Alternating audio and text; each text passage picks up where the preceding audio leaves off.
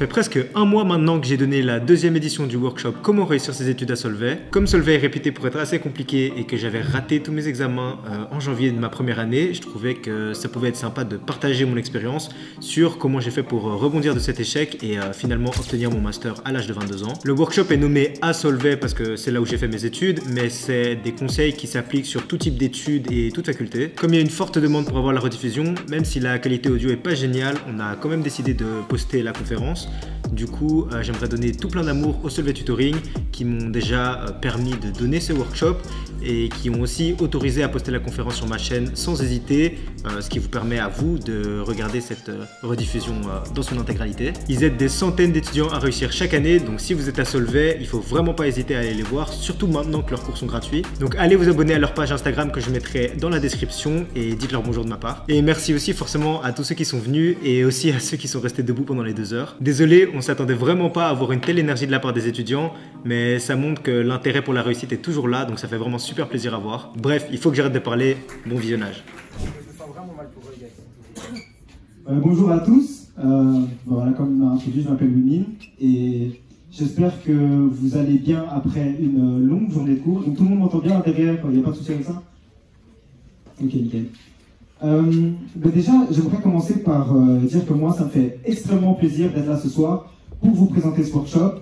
Et d'ailleurs, je tenais à dire que ça me fait vraiment chaud au cœur, et ça rentre encore d'ailleurs, ça me fait chaud au cœur de vous voir aussi nombreux, parce que voilà, on est un jeudi soir, on est 18 h, vous auriez très bien pu être très tranquille chez vous, à regarder une petite série au calme, mais vous avez décidé de venir et de prendre vos études en main.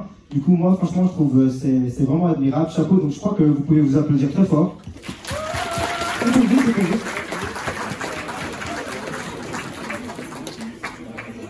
Et avant de commencer ce workshop, j'aimerais juste faire une petite clarification. Donc, comme il a expliqué, maintenant, je suis diplômé, mais je ne suis pas pour autant un prof. Et ça, c'est quelque chose que j'aimerais mettre au clair. Juste, moi, j'aimerais avoir un workshop, parce que j'ai encore l'esprit d'étudiant. Donc, c'est un workshop d'étudiant à étudiant, où je vous explique en fait tous les obstacles que j'ai eu à travers mon parcours académique et ce que j'ai fait, moi, pour réussir mes 5 dernières années. Donc, je ne le donne pas en tant que prof qui enseigne des choses, mais je vous le donne plus comme voilà, un ami qui vous partage ses conseils. Et du coup, ça veut dire que si jamais quelqu'un a une question, quelqu'un a un commentaire ou quelque chose qu'il veut partager, n'hésitez pas juste à lever la main et on en parle directement. Donc, il n'y a vraiment pas de souci sur ça. Mais je voulais juste mettre ça au clair avant qu'on commence.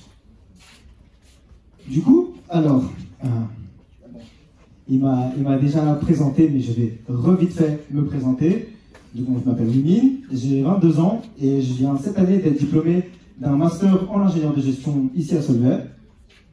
Et comme il a dit, j'ai fait l'année dernière mon mémoire sur une analyse de l'efficacité des différentes méthodes d'études à Solvay, parce que c'était quelque chose qui me tenait vraiment à cœur. Et je sais que de l'extérieur, ça peut paraître très beau. Ouais, ce type, il a 22 ans, il a réussi ses études en ingé à Solvay. Mais ce que les gens ne savent pas forcément, c'est que moi, ma première année, elle était catastrophique. J'ai raté tous mes examens en janvier. Et comme il a dit, c'était vraiment raté. J'avais littéralement 0 crédit. J'étais le plus mal parti de tout mon groupe de potes parce qu'ils avaient tous minimum 10 crédits. Moi, j'étais à 0. Et maintenant, je suis le premier diplômé du groupe.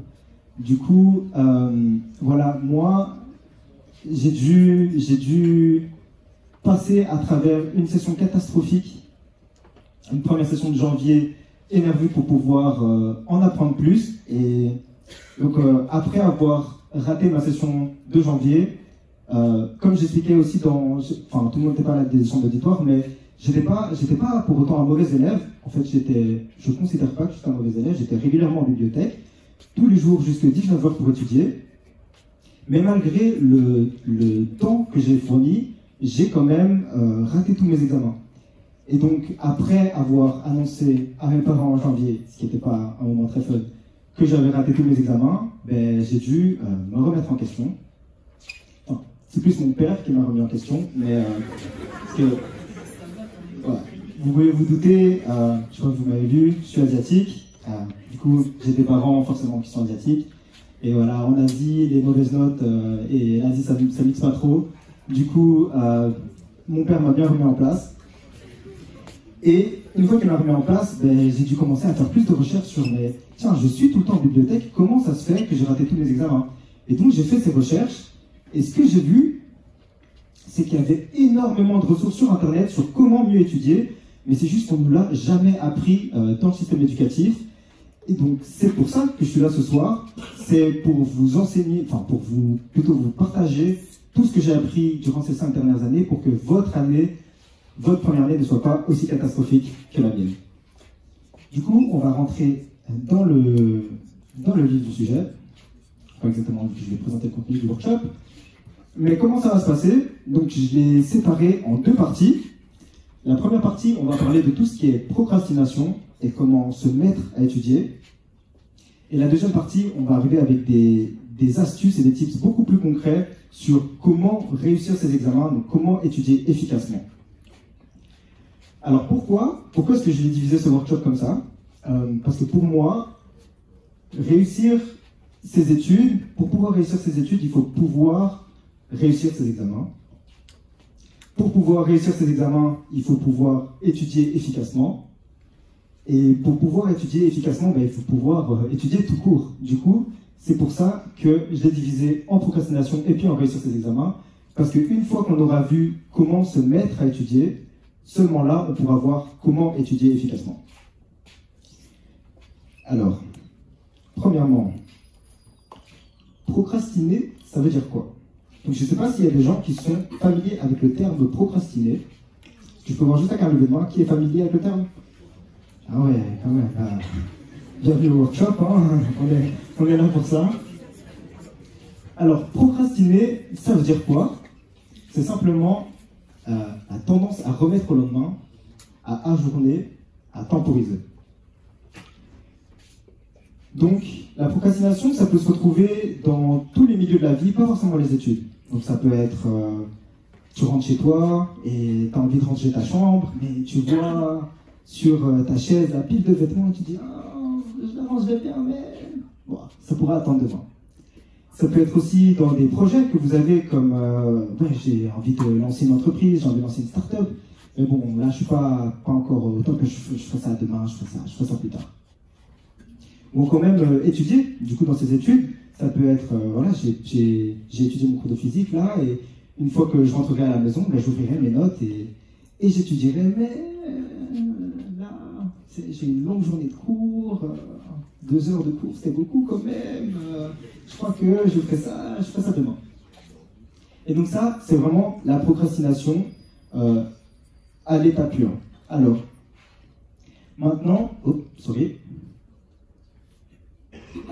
maintenant, une question légitime qu'on peut se poser, c'est pourquoi est-ce qu'on procrastine?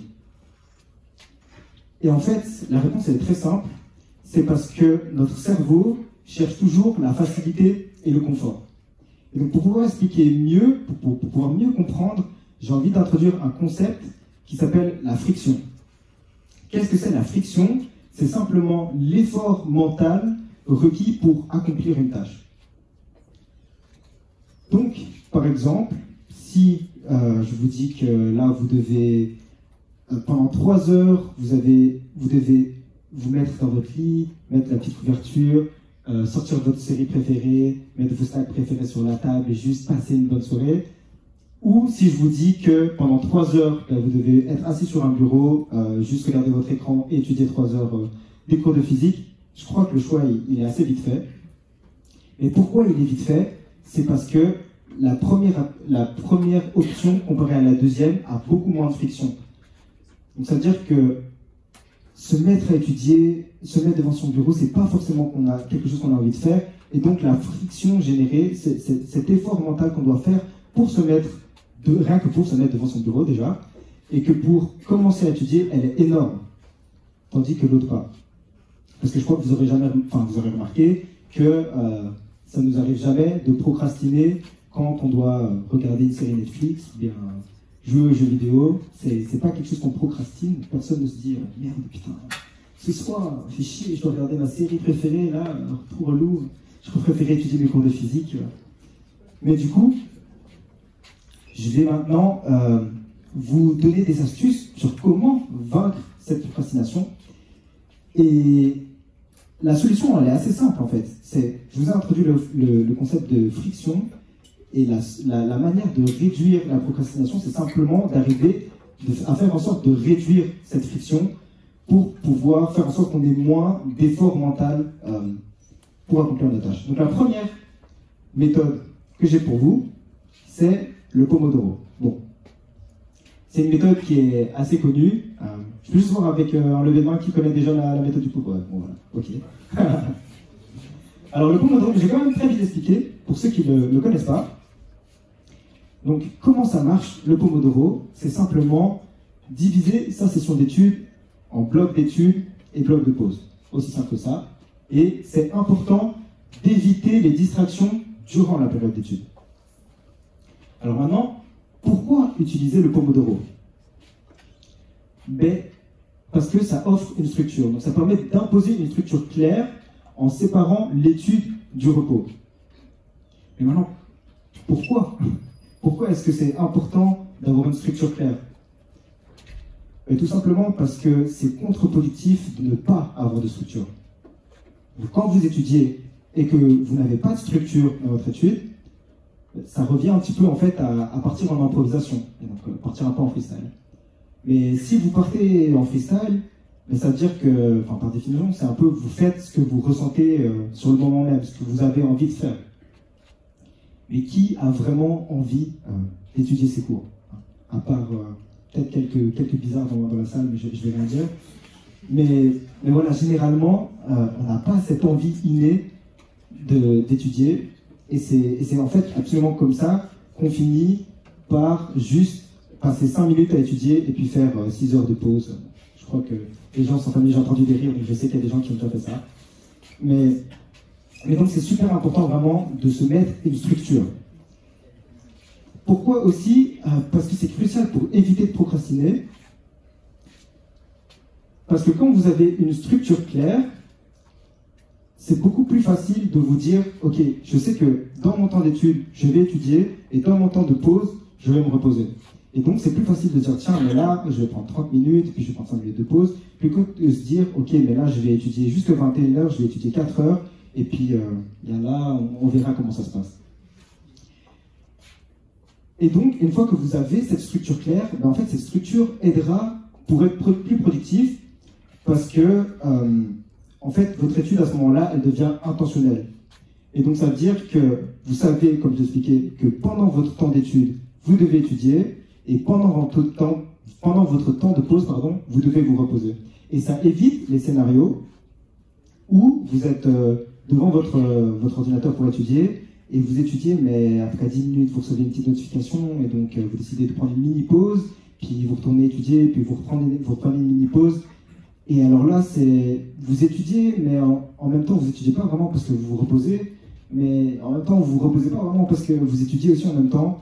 Et c'est vraiment la solution la plus contre-productive, c'est de faire des choses en même temps. Donc, soyez plus intentionnels, vraiment séparez le temps d'étude dédié à l'étude et le temps de repos séparé et dédié au repos, et vous verrez qu'il y aura déjà une énorme différence en termes de friction mentale. Donc alors, j'aimerais juste vous présenter quelques variantes.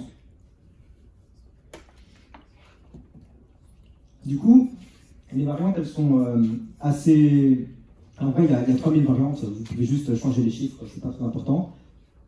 Mais je vais vous présenter, on va dire, les 3 plus grosses variantes. Et c'est la 25-5, 50-10 et moi, celle que j'appelle la flex. Je vais juste taper comme ça. Alors la 25-5, elle est plus adaptée pour ceux qui sont facilement distraits. Pourquoi? Parce que je sais qu'il y a des gens qui sont pas forcément, qui n'ont pas une grande période d'attention, et donc ça veut dire qu'ils sont très facilement distraits et ils ne peuvent pas étudier plus de 30 minutes, enfin 25-30 minutes. Et donc cette méthode, elle est idéale parce que ça permet de se lancer et de juste se dire, ok, bon maintenant je vais étudier 25 à 30 minutes et puis je sais que je vais me reposer.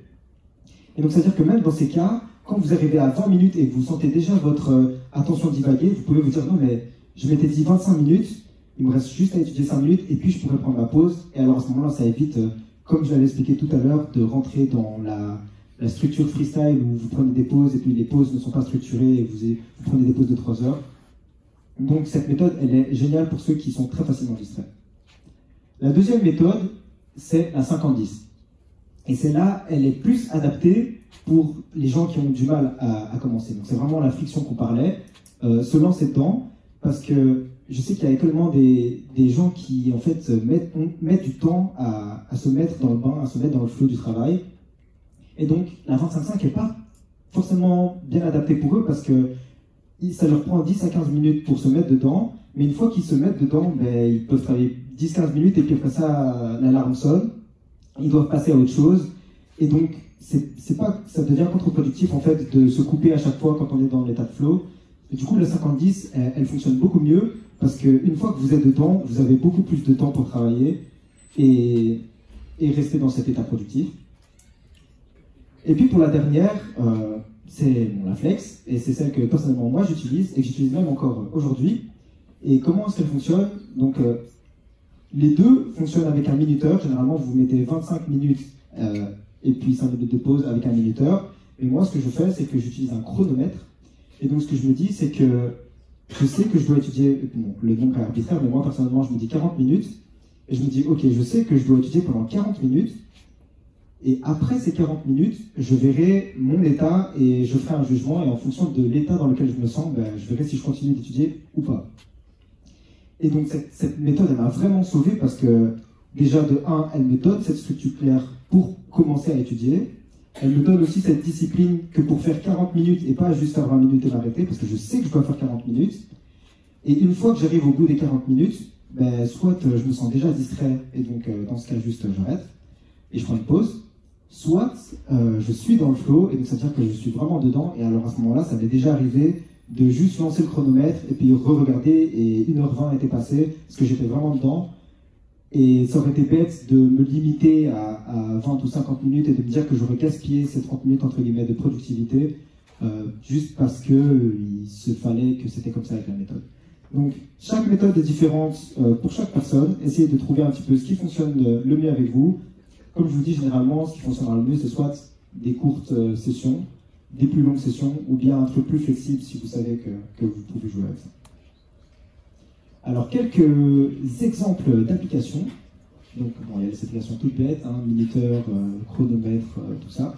Je vois qu'il y a quelques personnes qui prennent des notes et prennent des photos. Moi, j'ai fait les slides avec amour, donc il n'y a pas de souci. Je peux vous partager les slides à la fin du workshop si vous voulez. Vous devrez juste venir à la fin et je vous partagerai tout ça sans problème. Du coup, je disais que il y a le minuteur et le chronomètre, c'est les façons les plus simples, c'est directement sur le téléphone. Il y a Focus To Do, bon, ça c'est une application que vous pouvez trouver soit sur Windows, soit sur le Play Store. Et donc ça c'est une application qui est qui vous met directement en fait le chronomètre pour quand vous étudiez et quand vous n'étudiez pas, enfin et que vous prenez votre pause. Et puis il y a la dernière application, et ça personnellement c'est ma préférée, et c'est Forest. Donc l'application vous permet de planter un arbre, en fait, enfin un arbre virtuel bien sûr, pour le nombre de minutes que vous décidez d'étudier. Donc par exemple, si vous voulez étudier 30 minutes, vous mettez 30 minutes sur votre téléphone, et puis pendant 30 minutes, en fait, cet arbre il va pousser et vous n'avez pas le droit de toucher à votre téléphone. Donc vous avez le droit à aucune distraction. Et moi j'adore cette méthode parce que ça me permet vraiment de rester concentré. Et en fait, le truc c'est que si vous touchez à votre téléphone, votre arbre il meurt. Et personne, je crois, ne veut d'un arbre qui meurt. Sinon, vous êtes des psychopathes et je vous aime pas. Du coup, Forest, c'est vraiment génial comme application. En plus de ça, à la fin, vous pouvez avoir une petite forêt. Et donc, vous pouvez voir en fait tout votre progrès, tous les arbres plantés de productivité que vous avez, et aussi tous les arbres fanés, mais je ne vous souhaite pas d'avoir des arbres fanés. Du coup, la prochaine méthode. Alors, la prochaine méthode, ça va aussi de soi, mais c'est d'avoir une to-do list. Au début, je donne un peu les conseils un peu plus basiques, entre guillemets, pour se mettre dans le bain. Alors, comment est-ce que ça marche, la to-do list? C'est simple. C'est simplement diviser ces différents objectifs en tâches à accomplir les unes à la suite de l'autre, et puis après avoir la satisfaction de rayer la tâche une fois qu'elle est accomplie. Alors, pourquoi utiliser une to-do list? Encore une fois, vous verrez que c'est vraiment un thème récurrent, mais la structure. Moi, si je devais dire qu'il y a quelque chose qui m'a vraiment aidé dans mes études, c'est la structure. Il n'y a rien d'autre pour le qualifier. Donc vraiment, ça va être un thème récurrent à travers tout ce que je vais vous dire. Donc essayez bien de faire le lien à chaque fois, mais la structure c'est vraiment primordial. Et donc parce qu'elle permet de structurer nos différentes tâches et donc du coup de passer à l'action et d'éviter de procrastiner. Alors, comme je t'expliquais, la procrastination généralement c'est de la friction. Donc ça veut dire que c'est une charge mentale qu'on doit vaincre pour pouvoir se mettre à étudier. Et le truc c'est que généralement les gens, quand ils disent qu'ils veulent étudier et qu'ils veulent réussir, mais ils se mettent les mauvais objectifs. Donc ça veut dire qu'ils se disent par exemple, ok, moi mon but, ça va être de réussir l'interro de micro. D'ailleurs j'espère que l'interro de micro s'est bien passé. Ça n'a pas trop l'air. CFS aussi. Oh, ah ouais, ça c'est pire. Ok, j'aurais pas dû demander, désolé. Comme ça, vous savez, moi, mes interros de micro, ma première interro de micro, je crois que j'ai eu 2 sur 20, voilà. Pas se moquer, s'il vous plaît. Hein. Et la deuxième, je crois que j'ai dû avoir 4. Donc, comme vous pouvez y voir, tout est possible. Vraiment, n'ayez pas peur. Et donc, les gens, généralement, ce qu'ils font quand ils veulent se mettre à étudier, c'est qu'ils se mettent des buts, mais ce n'est pas des buts qui sont productifs parce qu'ils visent trop large, trop grand. Et en fait, la to-do list, elle aide exactement avec ça, parce qu'elle vous permet en fait de réduire ces énormes tâches en plus petites tâches qui sont vraiment faisables. Et donc, ça veut dire que, par exemple, réussir une interro de micro, ben, ça se transformerait en faire le TP1, faire le TP2, faire le TP3, faire le chapitre 1, etc. Et la différence entre se mettre à son bureau pour se dire d'étudier micro et se mettre devant son bureau pour dire que vous allez faire le TP1 ou le TP2, elle est immense. Et ce qui est génial avec la to-do list, c'est qu'il n'y a pas de limite. Donc ça veut dire que vous pouvez réduire et diviser le nombre de tâches que vous avez jusqu'à ce que vous ayez réduit la friction au maximum. Donc ça veut dire que pour certaines personnes, dire faire le TP1, faire le TP2, c'est assez que pour se lancer, mais pour certaines personnes, peut-être pas. Et donc vous pouvez encore le diviser et dire ok, faire le TP1, exercice 1, exercice 2, exercice 3. Si ça c'est même pas assez, vous pouvez mettre TP1, exercice 1A, exercice 1B. Et si ça c'est pas encore suffisant, vous pouvez dire juste mets-toi devant ton ordinateur, pose-toi sur ta chaise, hop, vous tiquez à chaque fois, ouvre ton ordinateur et juste fais quelque chose. Et ça peut paraître drôle, mais je vous explique ça parce que moi personnellement c'est quelque chose que j'ai fait. L'année dernière, du coup je devais faire mon mémoire, et faire un mémoire c'est une tâche tellement grande et tellement vaste. Comment est-ce qu'on fait un mémoire même aucune idée. On n'a pas beaucoup de guidance en plus, et donc je me suis vraiment retrouvé à avoir une tâche que je ne savais pas comment faire. Et donc, forcément, moi j'ai procrastiné du coup pendant un long moment ce mémoire. Mais comment est-ce que j'ai réussi à me lancer? Et je me suis dit, ok, alors, vu que j'ai besoin d'écrire, mais je ne sais pas comment écrire, je ne sais pas dans quelle direction je vais aller, et donc je ne vais juste pas écrire, ce que je me suis fait, c'est que je me suis mis des tâches, et je me suis dit, ok, bon là, tu fais n'importe quoi, frérot, juste pose-toi devant ton ordinateur et tape 200 mots les plus random. Tout ce qui passe dans la tête, tu tapes. Et donc je me suis posé devant mon ordinateur, et j'ai tapé n'importe quoi pendant 200 mots. Et en fait, une fois que j'étais dedans, là j'ai commencé à voir un peu plus clair, à me dire, ah ouais, mais en fait, j'aurais pu faire ça, je peux faire ça. Et donc, en fait, à ce moment-là, j'étais lancé. Et vous verrez que c'est ça, en fait, la procrastination. C'est quelque chose qui nous empêche de commencer.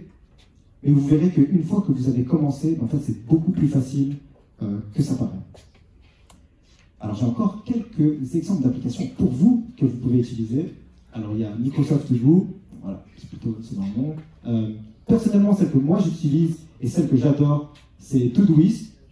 Alors moi j'étais un petit peu bizarre quand j'étais pendant le confinement. Je sais que le confinement c'était un peu une période où c'était quitte ou double, et donc je sais qu'il y a beaucoup de gens qui sont partis en roue libre pendant le confinement. Donc ça veut dire qu'ils se levaient à n'importe quelle heure, ils faisaient n'importe quoi. Et je crois que ça en fait c'est lié à une différence en termes de structure. Donc ça veut dire que vous étiez habitué à juste vous lever le matin à une certaine heure, aller en cours à une certaine heure, rentrer à une certaine heure, et puis c'était comme ça à peu près tous les jours. Et d'un coup, le confinement, il a tout balayé, et il vous a dit, ok, maintenant vous êtes obligé de rester chez vous, donc trouvez-vous une nouvelle structure. Mais bon, une fois que vous êtes chez vous et que vous pouvez faire ce que vous voulez, Mais forcément, alors à ce moment-là, les gens, c'est plus facile de dire non, mais maintenant je peux me réveiller à l'heure que je veux, je fais ce que je veux. Et donc c'est comme ça que, mais malheureusement, c'est un peu contre-productif pour les études, parce que si on fait ce qu'on veut, on ne peut pas forcément avoir ce qu'on désire. Et moi, comme j'expliquais, j'étais un peu bizarre, je ne sais pas pourquoi, pendant ce confinement. Moi, je l'ai pris complètement à l'envers, et je me suis dit, ah tiens, le confinement, maintenant je suis coincé chez moi, c'est un parfait moment pour tester des trucs. Et donc, je me suis, je vais vous épargner l'histoire, mais en gros, j'ai utilisé Todoist pour faire toutes mes tâches, et je me souviens, je les enchaînais un par un, et à la fin, ça devenait tellement satisfaisant, et d'ailleurs, je viens même de me rendre compte que j'ai skip ce point, alors que je trouve que c'est le point le plus important, c'est que ça vous donne un effet boule de neige, et ça donne un visuel de notre progrès, et ça nous encourage à continuer. Et ça, c'est réel. Genre moi, quand j'avais ma liste, ma to-do list pendant le confinement, comme j'expliquais, et que je rayais les trucs un par un, j'avais TP1, TP2, TP3, mais moi je l'avais divisé en exercice 1, exercice 2, exercice 3, et je rayais, jusqu'au point où même, genre je me souviens, je me réveillais, et le lendemain matin, j'étais en mode, waouh, aujourd'hui, j'ai juste envie d'avoir ce sentiment de rayer des trucs, d'être productif, d'avoir accompli des choses. Et donc vous verrez que quand vous avez vraiment votre liste et que vous avez vu que vous avez déjà accompli tout ça, c'est très difficile de ne pas vous sentir bien et de continuer dans la bonne aventure. Alors voilà, comme je l'expliquais, Microsoft, Todoist, c'est mon application personnelle préférée. Et si vous êtes un peu coincé dans l'âge préhistorique, il y a le papier et le stylo, si c'est ce que vous préférez.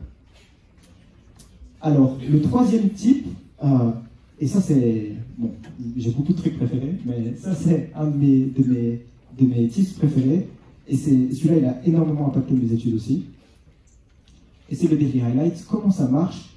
Vous pouvez faire ça en tandem avec le to-do list que j'expliquais juste avant, et c'est de sélectionner une tâche et d'en faire la priorité de sa journée, et puis après ça, faire de son possible pour l'accomplir. Alors pourquoi utiliser le Daily Highlights? Parce que ça permet de donner une version atteignable du progrès. Et comme j'expliquais, en fait, le but du Daily Highlights, c'est de vous faire avancer tous les jours.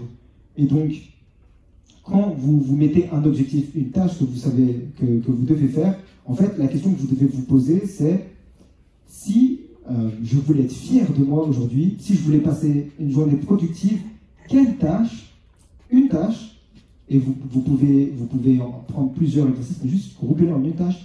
Cette tâche, si je la fais, je me sens bien, je me sens productif, je peux être fier de ma journée, et à ce moment-là, tout le reste, ça devient du bonus. Et donc, c'est vraiment génial cette méthode parce que ça permet de vous encourager, même les jours où vous ne vous sentez pas forcément motivé. Donc moi, il y a eu des jours où voilà, il était 17h, je n'avais même pas encore commencé à étudier, et je me disais non, mais vas-y, il faut que je me mette, et puis je me disais non, je commencerai demain, typique procrastination. Mais le Daily Highlight était là pour me sauver et me dire ok, bon, il est 17h, oui, tu n'as rien fait de ta journée pour l'instant, mais il te reste quelques heures pour juste faire cette tâche-là, et si tu fais juste cette tâche-là, tu auras passé une bonne journée, donc fais-le, ça ne requiert pas beaucoup d'efforts. Et donc je me dis, ok, bon, allez, j'ai quand même envie de passer une bonne journée, il ne me reste pas grand-chose, je vais juste le faire, et puis après ça, je me sens bien. Et donc, ça donne aussi une amélioration progressive. Donc c'est devenir meilleur sur le long terme en accomplissant un petit peu chaque jour. Donc, en fait, pendant mes années, il y avait des moments où je me sentais très productif et des moments où je me sentais beaucoup moins productif. Et donc il y avait des jours où je travaillais énormément, et puis après ça, pendant des semaines, je ne faisais plus rien, j'avais juste plus la motivation, j'avais plus l'envie de travailler, tout ça, ça me dégoûtait un petit peu.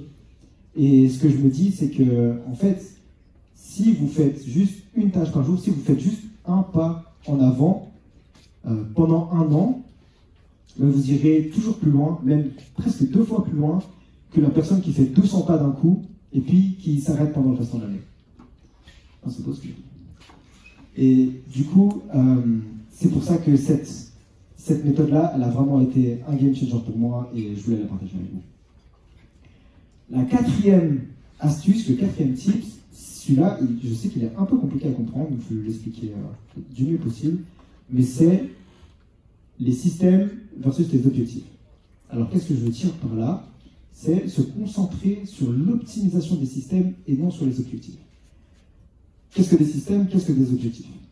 Alors, par exemple, un objectif, ce serait j'ai envie d'avoir 16 sur 20 à mon interro de micro. Peu probable, mais c'est vrai. Un système, ce serait comment est-ce que je fais pour justement atteindre ce 16 sur 20. Et ce que vous verrez, c'est qu'il y a une condition qui est externe et une condition qui est interne. Alors, pourquoi se concentrer sur le système? Tout simplement parce que les gagnants et les perdants, ils ont les mêmes objectifs. Donc, si votre objectif, c'était de réussir l'interro de micro, ceux qui l'ont réussi, tout comme ceux qui l'ont raté, avaient ce même objectif de réussir l'interro de micro. Normalement, je crois que c'est très rare que les gens se disent non, moi je suis là vraiment pour rater cet interro, moi ça ne m'intéresse pas du tout de la réussir. Mais qu'est-ce qui différencie vraiment ceux qui réussissent cet interro de ceux qui la ratent? C'est pas l'objectif, vu qu'ils ont le même, c'est les systèmes. C'est qu'est-ce qu'ils mettent en place pour effectivement réussir cet interro.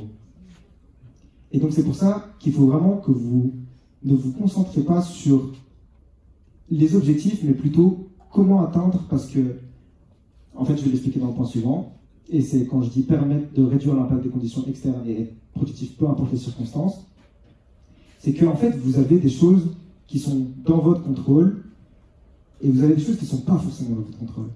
Et donc, par exemple, la note que vous allez recevoir à votre examen, elle n'est pas dans votre contrôle.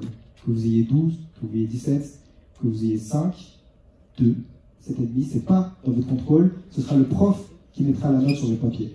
Donc ça, vous ne pouvez pas contrôler, il ne faut pas perdre de temps à juste que ça nous prenne énormément d'énergie mentale. Par contre, ce que vous pouvez gérer, c'est qu'est-ce que vous faites pour avoir cette note. Et donc, une fois que vous réalisez que oui, mon objectif, il est bien, mais j'ai pas envie de me concentrer sur l'objectif, mais comment est-ce que j'atteins cet objectif? Qu'est-ce que je vais faire? Comment est-ce que je vais étudier? Comment je vais étudier plus efficacement? Comment je vais arrêter de procrastiner pour pouvoir m'y mettre? Alors à ce moment-là, vous verrez une énorme différence dans vos résultats. Le 5e type, c'est pour mes Instagrammeurs, Instagrammeuses, non, je rigole, ça n'a rien à voir. Le Golden Hour, c'est quoi? C'est simplement utiliser la première heure après le réveil pour donner le ton de la journée et éviter toute distraction. Alors encore une fois, c'est un de mes tips préférés. Je sais que j'ai l'impression que je dis ça à tous mes tips, mais c'est juste que là, je vous ai vraiment fait un condensé de ce que moi, je trouve, m'a le plus aidé durant ces 5 dernières années. En fait, j'ai appris tellement de choses durant ces 5 dernières années, mais du coup, là, c'est vraiment l'essentiel de ce que j'aurais voulu retenir, ou en tout cas de ce que j'aurais voulu apprendre en première. Et donc, pour illustrer mon exemple ici, de la Golden Hour, je vais vous donner une situation. Donc, du coup, on est le 16 novembre, il est 22 h. Tu n'as pas fait grand-chose de ton année, on va pas se mentir, tu as passé ton temps à sortir en boîte, à boire avec tes potes, tout sauf étudier. Et là, tu dis, bon, ok, il serait peut-être temps de me mettre à étudier. Donc, tu te dis, ok, demain, je vais me déterre, je vais faire ça bien. Je vais mettre une alarme à 7 h du matin. Et à 7 h, on va faire ça bien. Je vais étudier toute la journée, je vais être productif. Et je vais enfin reprendre ma vie en main. Tu mets ton alarme à 7 h. Généralement, c'est tu mets 7 h, 7 h 5, 7 h 10, 7 h 15, etc. Et tu vas dormir de bonne humeur et tout motivé à attaquer la journée prochaine. Tu vas dormir et là, réveil, 7 h, difficile. Tendu, le confort, t'es bien sous ta couette, t'as pas trop envie de bouger, donc du coup, t'éteins ton alarme. Puis 7 h 05, t'éteins ton alarme. 7 h 10, t'éteins ton alarme. 7 h 15, tu peux plus l'éteindre parce que c'est la dernière quand tu la snoozes. Tu la snoozes, 7 h 20, tu la snoozes, 7 h 25, tu la snoozes, puis 7 h 30, tu peux pas la snooze encore plus, donc t'es obligé d'éteindre ton alarme, mais vu que t'es fatigué, tu l'éteins à moitié, puis tu te rendors. Tu te rendors et tu te réveilles, et il est 11 h 30. J'ai rien fait de ma journée, il est 11 h 30, j'étais censé me lever à 7 h pour étudier, ça fait 4 h 30. Qu'est-ce que j'aurais pu faire en 4 h 30? J'aurais pu faire plein de choses. Mais non, je suis juste là, comme une merde dans mon lit. Du coup, qu'est-ce que je fais? Comme tout humain rationnel, pour rattraper cette erreur et être productif, je prends mon téléphone et je commence à scroll Instagram. Je commence à scroll TikTok, je commence à scroll Reddit, Twitter. Et puis là, 13 h 30. oh, je suis toujours dans mon lit, j'ai pas bougé, quelle situation de merde. Mais je me dis, c'est pas grave. Je vais reprendre ma journée en main, je vais faire ça l'après-midi. Mais en vrai, j'ai déjà pas très bien commencé ma journée, donc allez, en vrai, je crois que c'est mieux si on commence du bon pied, donc je ferai ça demain. Et alors là, vous avez vu un petit peu le cycle où je veux en venir. On est typique dans la procrastination. Alors, j'ai entendu des rires, je ne sais pas si c'est parce que j'ai décrit une situation qui était familière avec certains d'entre vous ici, mais c'est une situation que moi, j'ai déjà vécue, et pas qu'une fois, plusieurs fois, ça m'est arrivé. Du coup, c'est pour ça que je vous dis que c'est un des types qui, moi, me tient à cœur. C'est parce que ça m'a aidé justement à passer au-dessus de cette impasse qui est de ne pas gagner son matin. Et pourquoi du coup utiliser la Golden Hour? Parce que ça vous permet de donner le ton pour la journée. Et une matinée productive a de fortes chances d'influencer le restant de la journée de manière positive. Tout comme je l'avais expliqué avec l'exemple précédent, qu'une matinée non productive a de fortes chances d'influencer le restant de la journée de manière négative. Et donc, c'est aussi excellent pour la concentration, parce que la première heure après le réveil, c'est toujours le moment le plus propice pour être productif. C'est-à-dire que vous vous réveillez et en fait, vous venez de dormir. Donc, votre cerveau, il est page blanche. C'est-à-dire que vous n'avez pas le son du bruit extérieur, vous n'avez pas tout ce qui se dit sur Twitter, tout ce qui se dit sur les réseaux, vous n'avez pas les messages de vos copains, copines qui disent « Pourquoi tu n'as pas souhaité bonne nuit ?» et tout ça, il n'y a pas tout ça. Et donc, vous pouvez directement commencer sur votre bureau, commencer à travailler, pas de bruit extérieur, tout est génial, tout est calme. Et donc, c'est vraiment comme ça que moi, j'ai trouvé les plus grandes périodes de productivité. C'était vraiment ces moments où juste je me levais et je me disais, ok, bon, je suis réveillé, je ne touche pas à mon téléphone. Et ça, c'est le conseil d'ailleurs que je vous donne. Je sais que ça va être difficile, ça par contre. Je sais que ça peut être très anxiogène. Mais mon conseil que je vous donnerai, c'est un conseil bienveillant, bien sûr, et c'est de juste ne toucher pas à votre téléphone pendant la première heure après vous êtes réveillé. Je sais que c'est stressant, on a envie de se dire, non, mais j'ai envie de faire rater, moi, quand je me lève. Bon, vous avez dormi pendant 8 heures. 1 heure de plus ou de rien, ça ne va rien changer, le monde ne vous attend pas. Donc, c'est vraiment mon conseil, pendant 1 heure, ne touchez pas à votre téléphone et vous verrez le monde de différence que ça fait, non seulement sur votre matinée, mais après ça sur toute la journée. Parce que tous les jours où j'étais productif pendant toute la journée, il n'y a pas un seul jour où j'étais productif toute la journée où j'étais pas productif le matin. C'est toujours une continuité. Et donc, le dernier type que j'ai pour vous en termes de procrastination, avant qu'on enchaîne après sur les tips pour réussir ces examens, c'est la méthode 5, 4, 3, 2, 1, ou bien juste la règle des 5 secondes, si c'est pour simple à dire. Et ça revient à quoi? C'est comment ça marche? C'est simplement prendre conscience quand on procrastine, compter 5, 4, 3, 2, 1 à voix haute, même si je sais que c'est gênant, et puis juste se lancer. Et donc, pourquoi elle vient d'où cette méthode et pourquoi? Mais déjà, généralement, quand on procrastine, on a toujours cette petite voix dans la tête, cette petite conscience, en fait, cet instinct qui nous dit frérot, enfin, là, tu es en train de faire de la merde.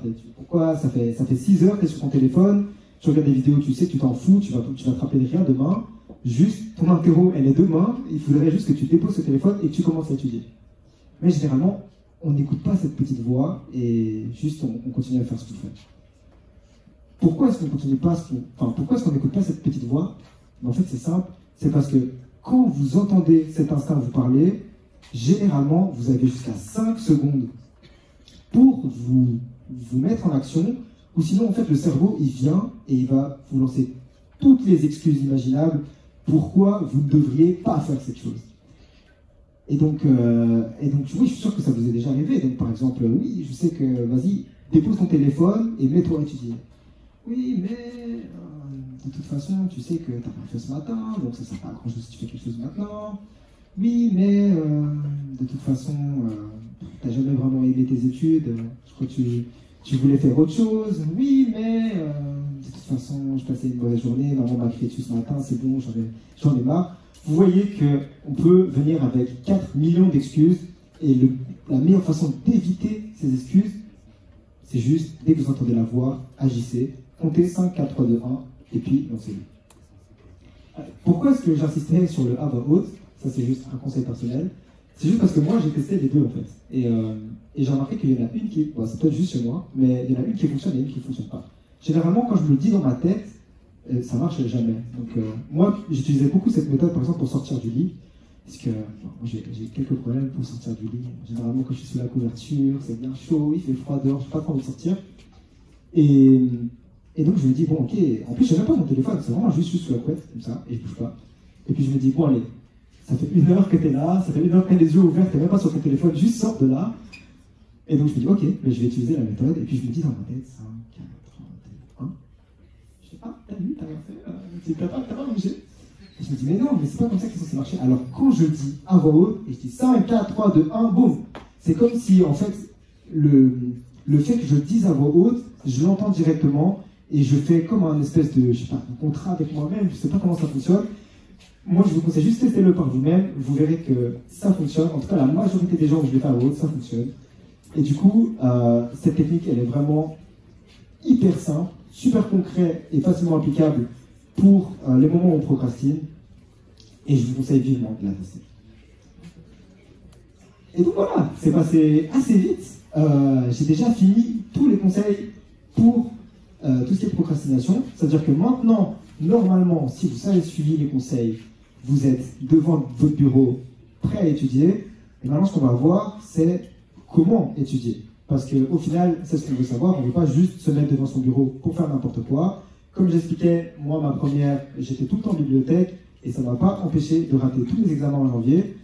Et du coup, j'ai envie vraiment de vous montrer, moi, tout ce qui m'a aidé à faire ce déclic dans ma tête, sauver ma première année et puis ce qui m'a aidé jusqu'à l'obtention de mon master. Du coup, je propose juste, histoire qu'on se dégourdisse un petit peu, qu'on prenne un peu de l'air, faire une petite pause de 10 minutes.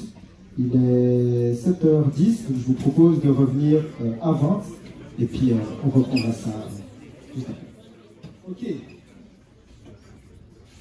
Alors, la partie que tout le monde attend impatiemment. Comment réussir ces examens? Alors, je vais vous donner les 6 méthodes, 6 techniques qui, moi, m'ont vraiment aidé à passer de 0 crédit en janvier à sauver ma première année. Le premier conseil, c'est l'équation de productivité. Donc ça vient d'un livre écrit par Cal Newport qui s'appelle Deep Work. En français, c'est productivité, non, travail concentré. Enfin, c'est mieux en français, on s'en fout. Le but, c'est juste de vous montrer comment être productif dans un monde rempli de distractions. Parce qu'avec TikTok, avec Instagram et tout, on est très facilement distrait. Du coup, comment travailler? Et donc, c'est quoi le concept de cette équation de productivité? D'ailleurs, j'ai oublié de le mentionner, mais je voulais quand même vous le mentionner. Il y a quelqu'un qui est venu me parler à la pause, là, et c'était un élève qui, maintenant, est en BA2, et qui avait assisté au workshop l'année dernière que j'avais fait, donc il était en BA1. Et il m'a dit que quand il avait commencé ses examens et tout, il avait des 6, des 7, etc. Et qu'il avait assisté au workshop et tout, et qu'il est passé d'un 6 à un 14 et un 15 sur 20, et qu'il a maintenant, il avait 5 examens en seconde session, il a tout réussi. Du coup, voilà, je voulais juste partager ça avec vous, parce que ça m'avait fait plaisir d'entendre ça, et j'aimerais du coup que vous puissiez vraiment engrainer tout ce que je vais vous dire pour que ça puisse vous aider dans votre session, parce que vraiment moi tout ce que je souhaite c'est que vous puissiez réussir. J'ai envie vraiment de vous prouver que c'est pas l'intelligence qui détermine si on réussit ses études ou non, et je suis la preuve vivante.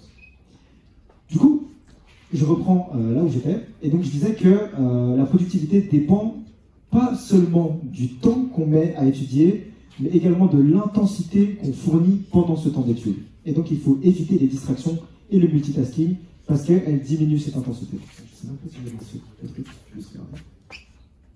Magnifique. Alors, du coup,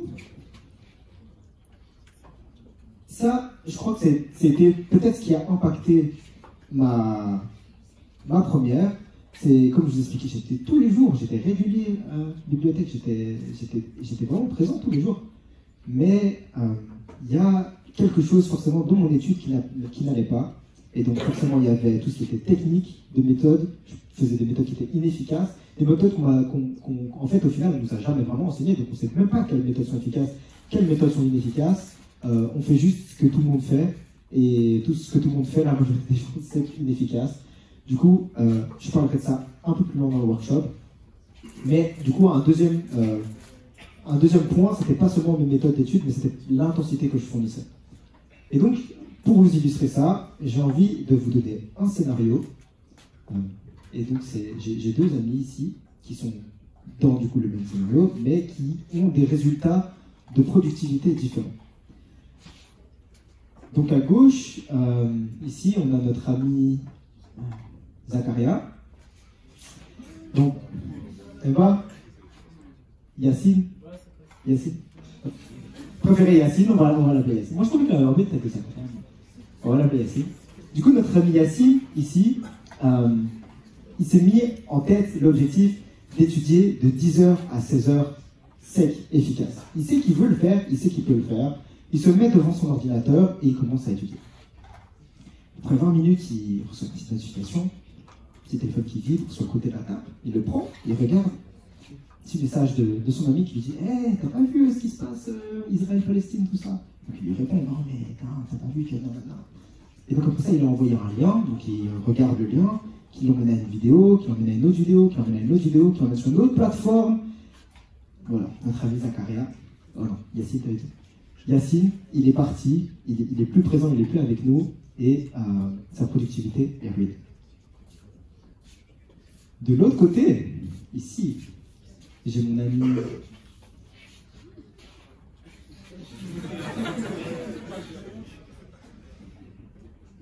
J'ai pas envie de dire quelque chose de raciste. On va l'appeler Suzanne, ça va? Vous êtes sûr? Vous voulez que je dise? Non, on va l'appeler Suzanne.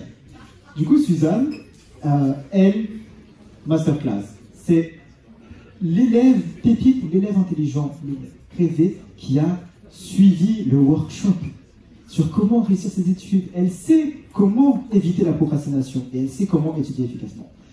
Du coup, qu'est-ce qu'elle fait? Elle se pose devant son cahier, son syllabus, et elle étudie 1 heure, prend sa pause avec le Pomodoro parce qu'elle a bien écouté, réétudie, refait sa pause. Elle fait ça 5 fois et alors là, elle a un taux de productivité complètement différent à celui de Zakaria. Pourtant, les deux disent qu'ils ont étudié 6 heures. Et donc là, vous voyez vraiment la différence, que ce n'est pas forcément le nombre d'heures que vous vous dites. Généralement, on a tendance à mettre ça comme un trophée. Moi, j'ai étudié tel nombre d'heures. Mais ce n'est pas vraiment le nombre d'heures que vous étudiez, c'est qu'est-ce que vous faites pendant ces heures. Et donc, à cette équation de productivité, j'ai envie de rajouter un concept que personnellement moi j'ai beaucoup aimé, et ça vient d'un de mes youtubeurs productivité préférés, et d'ailleurs c'est lui qui a sauvé ma première année, si vous voulez tout savoir. Et c'est le fun factor. Alors qu'est-ce que c'est le fun factor? C'est simplement un facteur qui dit que si on augmente notre taux de fun, ben alors ça amplifie notre productivité, parce que du coup, toute la motivation, toute la volonté, ben, alors à ce moment-là, elles ne sont plus un problème. Et j'ai envie de vous dire que moi, je trouve que c'est hyper vrai ce qu'il dit.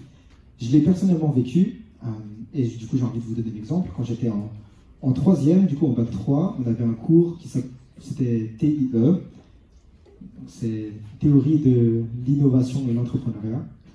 Normalement, le nom est en anglais, mais je ne voulais pas faire le titre. Et du coup, ce cours, c'était un cours où on devait créer une start-up et puis on devait la présenter à l'aide d'une vidéo. Et moi, je suis passionné par tout ce qui est vidéographie, vraiment j'adore ça. Du coup, j'ai dit à mon groupe, parce qu'on était en groupe, je leur ai dit non, mais vraiment, ne vous inquiétez pas, je prends le projet en charge, je prendrai les vidéos, je montrerai le script, je filmerai tout et j'éditerai tout moi-même, il n'y a pas de souci, moi j'aime vraiment faire ça, il n'y a aucun problème.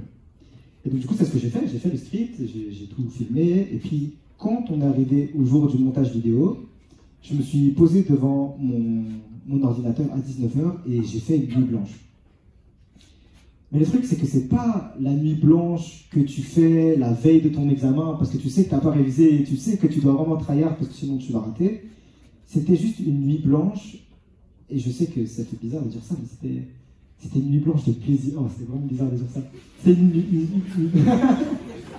vous avez compris ce que je veux dire. C'est une nuit blanche. J'ai pas de meilleur terme pour l'expliquer, mais on va dire que c'était une nuit blanche où j'ai apprécié travailler. Voilà, on va dire ça comme ça, on va le formuler comme ça. Et donc ça veut dire que c'était vraiment pas forcé en fait. J'étais du coup devant mon ordi à 19h, j'ai commencé à éditer, et vraiment je vous jure, j'ai cligné des yeux 3 fois, et dehors il y avait déjà le soleil et tout, en fait il était déjà 5h du matin, j'ai rien vu passer, et c'est juste que en fait, j'aimais tellement ça que j'ai pas vu le temps passer. Et donc je sais que on n'a pas tous le luxe, et même pour pas tous les cours, on peut pas se dire ouais mais genre moi j'aime trop mes cours et tout, je vais faire des nuits blanches sur mes cours parce que j'aime trop ça. Mais ce que ça peut nous apprendre, c'est qu'on peut toujours trouver des éléments pour augmenter notre taux de fun quand on fait l'activité. Et donc ça peut être fait avec plusieurs exemples différents. Par exemple, moi quand j'étudie, j'aime beaucoup je sais pas, me prendre un petit café. Je trouve que quand je bois mon café, je sais que c'est un peu basic, mais je prends mon petit café et j'étudie comme ça, pas Starbucks, juste un petit café, un petit espresso, je sais pas. Mais je trouve en tout cas que je me sens mieux, je me sens plus productif quand j'étudie. Après ça, il y a plusieurs personnes qui peuvent apprécier plusieurs choses différentes.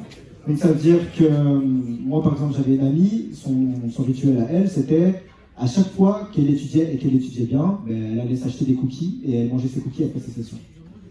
Il y a cookies, il y a café, ça peut être le sport, ça peut être écouter de la musique lo-fi en background si vous aimez ça. Enfin, il y a vraiment plein de types différents pour augmenter votre niveau de fun. Juste à vous de trouver le vôtre, mais en tout cas, ne négligez pas le fait que si vous vous amusez en étudiant, si vous arrivez à rendre ça amusant, alors par la suite, d'office, vous serez plus productif. Là, on va rentrer directement dans les conseils un peu plus techniques, plus sérieux. Et donc le premier, c'est... Alors celui-là, vous devrez vraiment l'écouter attentivement, parce que, bon déjà, la règle de Pareto, elle n'est pas simple à comprendre, je vais essayer de l'expliquer du mieux que je peux, mais après ça, je vais vous expliquer comment appliquer ça aux examens. Et je sais que ça ne va pas forcément être simple à expliquer. Du coup, j'ai oublié de le dire en première partie, vraiment à chaque fois, s'il y a quelque chose que vous ne comprenez pas, n'hésitez pas à lever la main. C'est vrai que je ne vous ai pas souvent demandé si vous ne compreniez pas quelque chose, mais dans cette partie en tout cas, je sais que ça ne va pas forcément être simple, donc n'hésitez pas vraiment pas à me dire s'il y a quelque chose que vous ne comprenez pas. Alors premièrement, la règle de Pareto. C'est quoi le concept de la règle de Pareto? Et c'est simplement que 20% des efforts, donc 20% des efforts fournis sont responsables pour 80% des résultats. Et donc elle nous dit quoi? Cette règle, elle nous dit de, du coup, nous concentrer sur l'essentiel. Et en fait, cette règle, elle vient d'un monsieur qui s'appelle Pareto. Et il a juste fait cette règle parce que c'était une observation générale. Donc on peut le voir dans le monde. Donc par exemple, 20% des personnes détiennent 80% des richesses du monde. 20% des clients génèrent généralement 80% des revenus d'un business. Et donc dans votre cas, c'est que 20% de la matière que vous allez étudier vont fournir 80% de la note que vous allez avoir à l'examen. Je m'explique. Game changer, vraiment, faites attention. J'ai envie d'expliquer ça avec une analogie que j'appelle l'analogie de l'œuf. Alors, comment elle fonctionne, l'analogie de l'œuf? Déjà, j'aimerais commencer par dire que bien connaître un sujet ne veut pas forcément dire bonne note à l'examen. Il y a une grande différence entre ce que les profs attendent de vous à l'examen et juste la matière en général. Et ça, c'est quelque chose que j'ai dû apprendre de manière un peu brutale avec ma session de janvier. Mais c'est que moi, l'idée que j'avais préconçue pour réussir les examens, c'était juste, on m'a donné un syllabus. Si je le connais de fond en comble, ça ira bien et juste, je pourrais réussir mes examens. Mais ce n'est pas le cas. Il faut être vraiment spécifique sur ce qu'on vous étudie. Et aussi, ce qu'on ne vous a jamais dit, c'est que toutes les informations dans un syllabus que vous avez, peu importe le syllabus, toutes les informations n'ont pas la même importance. Et donc ça veut dire qu'il ne faut pas perdre son temps à étudier des trucs qui sont inutiles, mais bien se concentrer sur les choses qui sont utiles. Alors, maintenant je vais rentrer dans l'analogie. Donc c'est quoi l'analogie de l'œuf? Alors, un œuf, généralement c'est divisé en 3 parties. Vous avez le jaune, le blanc et la coquille. Et un examen, c'est pareil. Vous avez le jaune, le blanc et la coquille. Le jaune, ça représente l'essentiel de l'examen. Donc ça veut dire que ça représente 70% de ce que contient l'examen.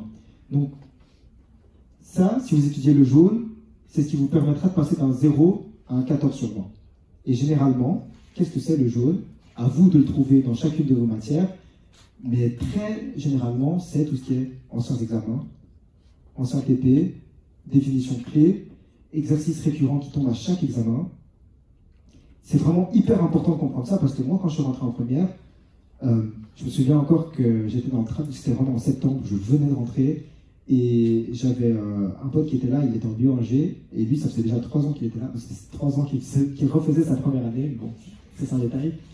Et il m'avait dit, non, mais pour étudier et tout, est-ce que tu as déjà fait des anciens examens et tout pour voir si tu es prêt? Et moi, je ne connaissais pas ce concept parce que l'école où j'étais en secondaire, on n'avait pas accès à nos anciens examens. Et du coup, je lui ai dit, non, enfin, pourquoi est-ce que je fais ça? Ça sert à rien. Moi, je vais juste, je sais pas, ouvrir mon syllabus, étudier comme tout le monde. Hein. Et donc, c'est ce que j'ai fait. Et donc, voilà. Maintenant, vous connaissez le résultat de ma session. Ouais, catastrophique. Et une fois que j'ai commencé à implémenter ça et me dire, ok, en fait, non, peut-être qu'il y a des choses sur lesquelles je peux me concentrer qui peuvent augmenter mon rendu, c'est là où j'ai commencé à réussir et puis à tout doucement sauver mon parcours. Donc le jaune, c'est l'essentiel. 70% de l'examen, passer d'un 0 à un 14 sur 20. Comme j'ai dit, c'est tout ce qui est anciens examens, anciens TP, définition clé récurrente. Encore une fois, chercher dans chaque matière, mais généralement c'est ça. Le blanc, c'est tout ce qui est important, mais qui n'est pas forcément nécessaire pour réussir. Donc, ça va être tout ce qui est, par exemple, TP important, définition importante, mais ce n'est pas des TP clés, ce n'est pas des définitions clés qui vont vraiment faire en sorte que tout clique et que vous puissiez réussir l'examen. Et donc ça, c'est ce qui vous mènera généralement d'un 14 sur 20 à un 18 sur 20. Et finalement, vous avez la coquille. Et la coquille, c'est vraiment tout ce qui est extra. Donc, c'est tout ce qui est extracurriculaire, donc par exemple tout ce qui est vidéo YouTube pour complémenter l'apprentissage si vous n'avez pas compris quelque chose. Ça peut être article scientifique, ça peut être plein de choses, mais c'est vraiment ce qui n'est pas dans le livre de référence, mais c'est pas nécessaire, c'est vraiment de l'extra. Et ça représente seulement 10% de l'examen, vous faire passer d'un 18 sur 20 à un 20 sur 20. Où est-ce que je voulais en venir? Super important, l'erreur que j'ai faite. Quand on reprend notre œuf, du coup, maintenant on le voit. On a le jaune, le blanc et la coquille. Le jaune, comme on l'a dit, c'est vraiment ça en fait qui va faire toute la différence entre si on réussit notre examen ou si on ne réussit pas. Et puis seulement après ça, on aura le blanc qui va être tout ce qui est important et la coquille tout ce qui est extra.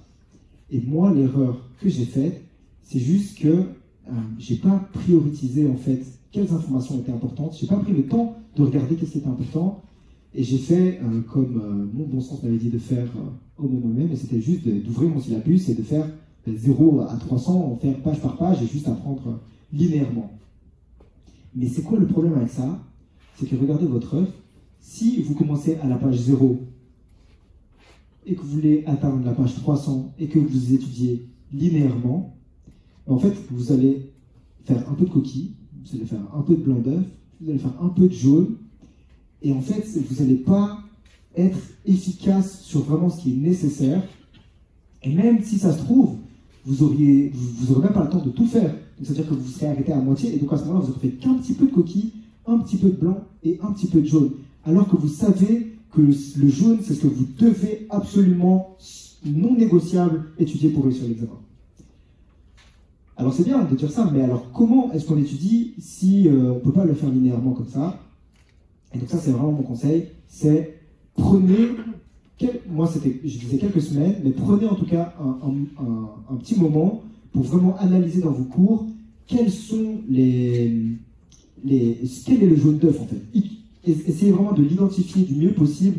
Est-ce que déjà de 1, j'ai accès à mes sciences d'examen? Est-ce que j'ai accès à, par exemple, même des anciens donc en BA2, BA3 qui me disent non mais vraiment ça tombe à chaque examen, concentre-toi vraiment sur ça. Et tout ça, ça va faire en sorte qu'une fois que vous savez quel est le jaune, vous allez vous concentrer sur ça, vous allez étudier ça, et je vous jure que ça fera toute la différence dans vos examens. Voilà, c'était intense. J'espère que je ne vous ai pas trop perdu, j'espère que vous avez suivi et que vous n'avez pas trop de questions. Est-ce que quelqu'un a une question? Magnifique. J'espère que ça veut dire que j'étais clair et que pas qu'il y a des gens qui n'osent pas poser des questions. Ok, alors, troisième technique. Donc, là, je vais expliquer encore 2 techniques et puis les 2 les plus efficaces en termes d'études.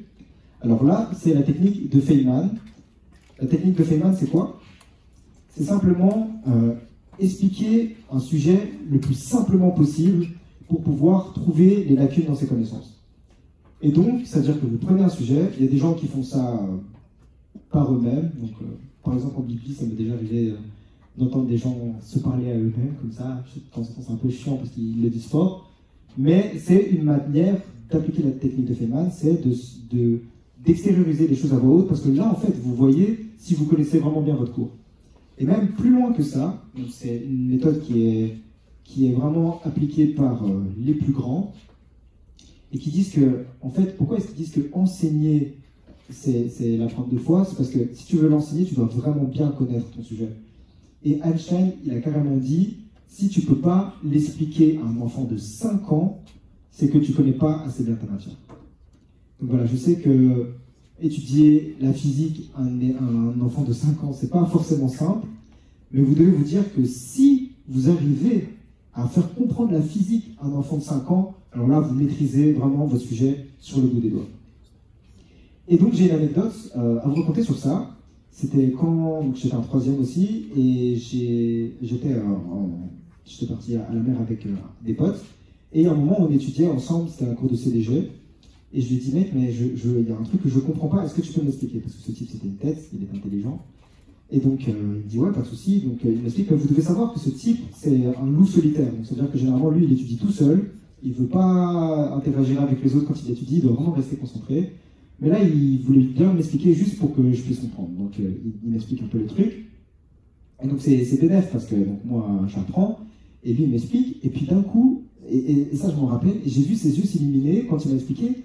Il m'a dit, oh putain, mais en fait, là, maintenant que je le dis à voix haute, c'est beaucoup plus clair. Et donc, il avait dit qu'il avait appris par lui-même, mais c'est juste que, comme je vous dis, c'est un loup solitaire, il le fait tout seul. Et là, le fait d'extérioriser ses pensées, et même de devoir l'expliquer de manière simple pour que moi, je puisse comprendre, ça veut dire qu'il avait vraiment, à ce moment-là, compris le concept à son essence. Et donc, là, il avait vraiment débloqué la connaissance sur ce sujet. Donc, vraiment, essayez à chaque fois que vous étudiez, de voir si vous pouvez l'expliquer de façon la plus simple possible. Parce que si vous devez utiliser les mêmes termes qui sont dans le syllabus, et que vous ne pouvez pas expliquer c'est quoi ces termes, ça veut dire que vous ne connaissez pas assez bien votre sujet. 4e méthode, c'est cibler l'incompréhension. Alors, qu'est-ce que je veux dire par là? C'est qu'il ne faut pas négliger les parties qui sont difficiles, parce que, en fait, ces blocages, ils représentent une étape cruciale dans l'apprentissage.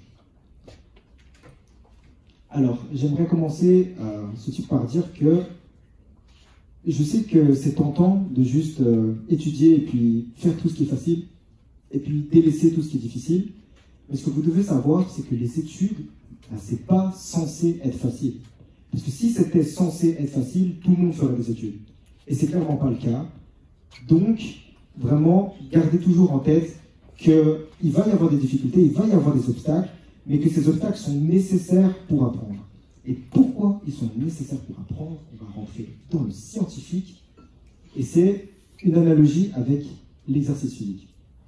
Alors, je ne sais pas si il y a des gens qui font du sport, qui vont pas à la salle et tout, mais ce qu'on nous a appris, enfin, on nous a pas vraiment appris, c'est juste, on est censé le découvrir par nous-mêmes, mais c'est juste que pour pouvoir gagner en muscle, on est obligé de faire un certain effort qui est requis pour pouvoir déchirer nos muscles. Et à ce moment, enfin, bon, c'est pas un cours de biologie, donc je vais essayer de faire ça simple, mais en gros, si je prends un poids de 2 kg et que je fais 1000 reps avec, je ne prendrai jamais de muscle. Pourquoi? Parce que c'est trop facile, c'est simple, ça ne demande pas d'effort en fait. Tandis que si je prends un poids qui est plus adapté, on va dire, à mon physique, et que je le lève, mais que après ça c'est dur et que j'arrive vraiment dans cette phase où je dois procurer un effort, et bien c'est à ce moment-là que je vais prendre du muscle. Et donc c'est exactement la même chose pour le cerveau. Si vous faites des trucs basiques, trop simples, il n'apprendra jamais. Les seules fois où il grandit et il apprend, c'est quand vous le challengez, vous lui mettez des problèmes et que vous arrivez à résoudre ces problèmes. Et donc, je dis ça, vous pouvez me le croire ou pas, mais c'est un processus scientifique et ça faisait partie des recherches que j'ai fait lorsque j'ai fait mon mémoire. Donc tout ça, ça fait 5 ans que je recherche, ça fait 5 ans que ça m'intéresse. Si ça vous intéresse, vous pouvez aller regarder. Mais c'est vraiment ce concept de plus vous mettez de l'effort dans quelque chose, plus vous allez avoir un retour. Et donc, ça, c'est vraiment une règle universelle de la vie, mais c'est valable dans tout ce qui est sport, et c'est valable aussi dans tout ce qui est études. Alors, donc aussi, un truc que j'aimerais dire, c'est qu'il ne faut pas rester calé dans l'incompréhension trop longtemps. Donc moi, le but, c'est pas que vous voyez quelque chose que vous ne comprenez pas et que vous restez genre 5 heures dessus et que vous commencez à pleurer et tout. Genre, le but, c'est que vous voyez vos difficultés, que vous puissiez essayer de le résoudre. Et une fois que vous avez tenté, alors à ce moment-là, vous pouvez essayer de regarder la solution, passer à autre chose. Mais c'est juste de franchir une certaine étape. Et si je peux encore donner une dernière analogie avec les muscles, justement, ça concerne ça, c'est que les muscles, il faut faire attention, quand vous soulevez les muscles, de ne pas aller au-dessus de sa limite. Parce que si vous allez au-dessus de votre limite et que juste vous forcez le truc, et ben à ce moment-là, c'est là où vous allez avoir les déchirures musculaires, et c'est pas ce qu'on veut. Nous, on veut atteindre cette phase de limite et se forcer un petit peu plus au-dessus de nos limites, mais arrêter juste à temps pour pouvoir promouvoir une croissance et pas complètement nous détruire. Et encore une fois, c'est pareil avec notre cerveau. On n'a pas envie de juste arriver à un stade d'incompréhension mentale où juste on devient absolument zinzin. On veut juste rester concentré, rester un petit peu dans cette phase d'incompréhension, essayer d'en comprendre plus, savoir pourquoi, être curieux, et une fois que voilà, on en a appris plus, après ça on passe à autre chose. Donc il ne faut clairement pas être démotivé en restant trop longtemps. Et comment éviter de rester démotivé trop longtemps? C'est avec un concept qui s'appelle le flow. Et donc en gros, le flow il dit quoi? Il dit simplement que pour pouvoir, déjà je ne l'ai pas décrit, mais défini, mais un état de flow c'est quoi? C'est l'état où vous étudiez, où vous travaillez, où vous faites peu importe, et à ce moment-là vous ne voyez plus le temps passer. Donc moi par exemple, l'exemple que je vous avais donné quand j'étais en TIE et que je faisais mon montage vidéo, mais j'étais justement dans cet état de flow. J'étais juste en parfaite harmonie avec le challenge qui m'était posé, donc faire une chouette vidéo bien comme je voulais, et mes compétences, dans ce cas c'était en termes de vidéographie. Et donc, c'est important de trouver quelque chose qui n'est pas trop compliqué, mais qui n'est pas trop simple non plus. Et donc, c'est un concept qui a été trouvé par Mihaly, le nom qui est marqué là. Et du coup, ce qui vous dit, c'est que vous devez avoir un certain niveau de compétence. Donc, par exemple, ici, à Solvay, on va dire que vous êtes plus ou moins ici, au milieu, en termes de compétences. Et donc, par exemple, low, on va dire que c'est tout ce qui est primaire. Et high, c'est tout ce qui est, on va dire, génie scientifique comme Einstein, etc. Et puis, vous avez votre niveau de challenge. Et donc, vous devrez trouver quel est le challenge approprié pour pouvoir rentrer dans cet état de flow. Et donc, si, avec les compétences que j'ai, on me dit de résoudre des problèmes de primaire, on me dit fais 2 plus 2, 4 plus 4, tout pendant 5 heures, et je vais dire frérot, c'est gentil, mais voilà, moi ça me convient pas, je m'ennuie, Du coup, vous êtes clairement ici, en fait, dans le challenge low avec vos skills ici, et vous êtes dans un état tendu. Tandis que si on vous dit, écoute, Wimine, moi j'aimerais que tu me résumes la quantique physique en 2 pages, je vais dire, ok, bon, mais là, clairement, pour mon niveau de compétence, le challenge que tu me poses est beaucoup trop élevé, je vais commencer à paniquer, je ne serai pas bien, et j'aurai beaucoup d'anxiété et je ne vais juste pas travailler. Donc je ne serai pas dans le flow. Dans aucun des 2 cas, je serai dans le flow. Seulement, quand mon niveau de compétence est aligné au challenge qu'on me pose, je peux rentrer dans un état productif où je peux juste travailler efficacement. Ça nous mène aux 2 derniers conseils que j'aimerais vous donner. Je ne sais pas si c'est les plus importants ou pas, mais je dirais que avec l'analogie de l'œuf, c'est ceux où vous devez vraiment faire très attention parce que ça pourrait changer le cours de votre année.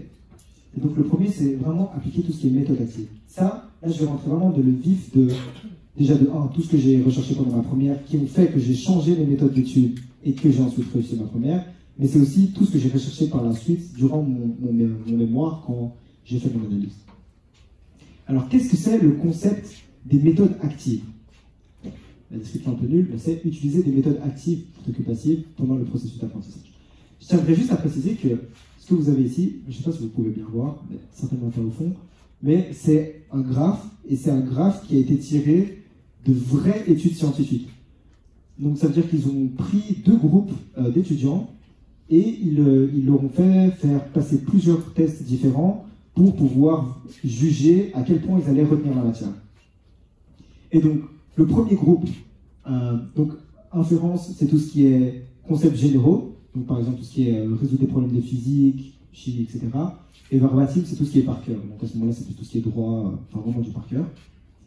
Et donc, study, ça consiste en quoi? Ça consiste, en fait, c'est les étudiants, c'était leur propre méthode, on leur disait étudie comme si c'était un examen, étudie-le, et puis on te posera des questions pour voir si tu as retenu.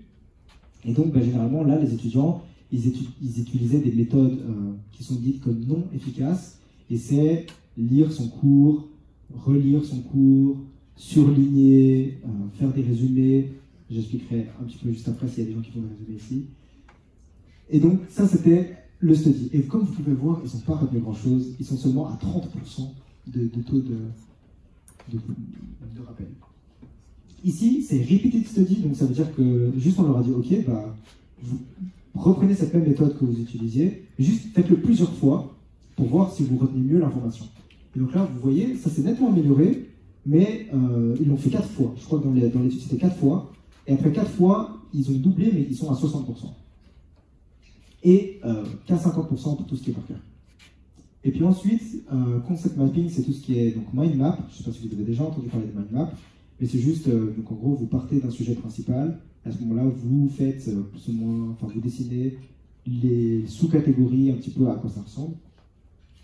Et là, vous pouvez voir que pour l'inférence, c'est pas mal. On a 60% et 50% pour le verbatim. Mais le game changer, c'est vraiment le retrieval practice. Et ça, c'est la méthode active. Et je vais vous donner juste après des exemples de méthodes actives pour que vous puissiez savoir. Mais avant ça, j'aimerais vous debunk un mythe. Et c'est comment on nous a dit qu'on enseignait. Personnellement, moi, c'est toujours comme ça qu'on m'a dit qu'on apprenait.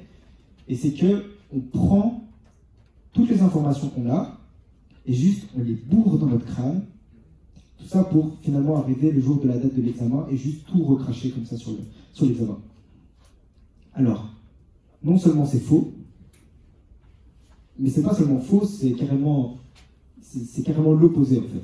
Donc on n'apprend pas en nous bourrant le crâne et en recrachant ça sur la feuille, mais on apprend ça en allant carrément chercher l'information de notre cerveau. Donc par exemple, comment tu t'appelles?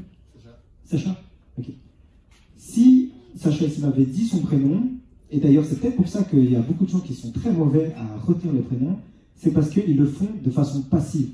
Donc ça veut dire que si Sacha me dit qu'il s'appelle Sacha, et juste je dis ok, et je passe à autre chose, en fait c'est une manière passive d'apprendre. Alors ça veut dire que dans quelques moments, je vais oublier l'information. Tandis que si je fais l'effort moi-même de me rappeler et d'associer son visage et de dire Sacha, Sacha, Sacha, je sais que c'est Sacha, ben alors à ce moment-là, à chaque fois que je vais le répéter, en fait, ça va créer une connexion. Et donc c'est comme ça que ça fonctionne, c'est les synapses. À chaque fois que vous allez rechercher l'information, elle va se renforcer le lien et renforcer le lien et renforcer le lien jusqu'à ce que le lien soit solide et ancré dans votre mémoire à long terme. Donc vraiment, super important. Faites la distinction entre méthode passive et méthode active. Et quelle est la différence aussi, comme ça vous pouvez voir comment déterminer si une méthode active et une méthode passive. Généralement, c'est l'effort fourni. Comme j'expliquais avant dans l'exercice, c'est que, enfin l'exercice physique, c'est que si vous ne mettez pas un certain niveau d'effort, vous n'allez pas apprendre. Et donc en fait, vous allez remarquer que toutes les méthodes d'études qui ne demandent pas d'effort, ce sont tous des méthodes passives, et toutes les méthodes où ça demande un certain effort, ce sont des méthodes actives. Et donc ici j'ai mes exemples. Alors, les méthodes actives qui requièrent un certain effort, c'est par exemple faire des anciens examens. Et alors c'est pas seulement faire les anciens examens avec la correction à côté et juste bêtement recopier les réponses. C'est vraiment un processus actif. J'ai envie de mettre de l'effort dedans. Donc ça veut dire que je résous l'examen sans la solution. Et une fois seulement que j'ai fini d'essayer de faire l'examen, alors je peux ouvrir la solution et puis comparer les réponses. La technique de Feynman, on l'a déjà vue juste avant, mais comme vous voyez, c'est vraiment simplifié, donc ça demande de l'effort de simplifier. Flashcard, c'est quoi? C'est une méthode d'étude qui nous permet de juste écrire une question sur une feuille, donc d'un côté de la feuille, et puis écrire la réponse de l'autre côté. Cette méthode est géniale pour tout ce qui est par cœur. Donc ça veut dire que vous pouvez mettre par exemple, je sais pas, quel est le rôle du triceps. Bon, je ne sais pas pourquoi je vous dis des trucs d'anatomie, on s'en fout. Mais et à l'arrière de votre feuille, vous mettez du coup quel est le rôle du triceps. Et donc vous le mettez. Et le but, c'est que quand vous prenez la carte, vous lisez la question, quel est le rôle du triceps, et pas que vous allez directement lire la réponse derrière, ça n'a aucun sens. À ce moment-là, on rentre dans une méthode passive, mais c'est que vous utilisez votre cerveau pour vous rappeler, ok, mais qu'est-ce que c'est quoi encore? Et une fois seulement que vous avez fait votre essai, et que vous avez essayé de donner la réponse, alors vous pouvez regarder la réponse. Et là, c'est intéressant parce qu'il se passe deux processus. Soit vous devinez la bonne réponse, et alors, c'est magnifique, et donc ça veut dire que c'est mieux ancré dans votre cerveau pour la prochaine fois où vous allez faire la flashcard, mais il se peut aussi que vous n'ayez pas la bonne réponse. Et si vous n'avez pas la bonne réponse, c'est génial aussi, parce qu'il y a un phénomène qui s'appelle l'hypercorrection, et donc ça veut dire que vous allez tout simplement mieux vous corriger la prochaine fois parce que vous savez que vous vous êtes trompé. Donc si je veux deviner le rôle du triceps, qu'il y en a 5, et que j'en devine malheureusement que 2 sur 3, ben la prochaine fois en fait que je vais retomber sur cette flashcard et que je vais réessayer de deviner, alors je me dirai, ah oui, mais je me souviens que la dernière fois je m'étais trompé sur 3 des 5, et ces 3-là c'était tac, tac, tac.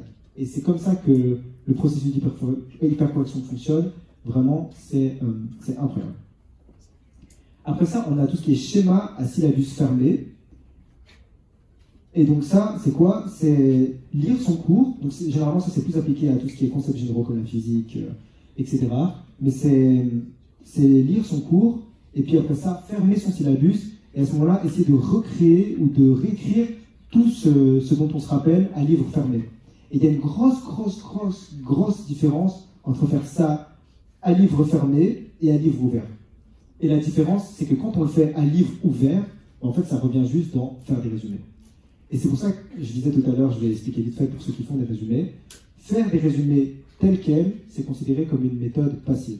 Et dans le papier académique, scientifique que j'avais lu, ils expliquaient, ils catégorisaient ça comme low utility, donc c'est faible utilité. Pourquoi est-ce que c'est considéré comme faible utilité? Parce qu'il n'y a aucune activité, il n'y a aucun effort mental, si juste, mais je dis ça, mais moi je l'ai fait, je l'ai fait en chimie, je l'ai fait pour beaucoup de cours, juste lire son cours et puis recopier bêtement les informations, mais juste en condensé sur une feuille avec de la musique derrière, en sachant absolument pas ce qu'on écrit, mais juste on sait que c'est plus court.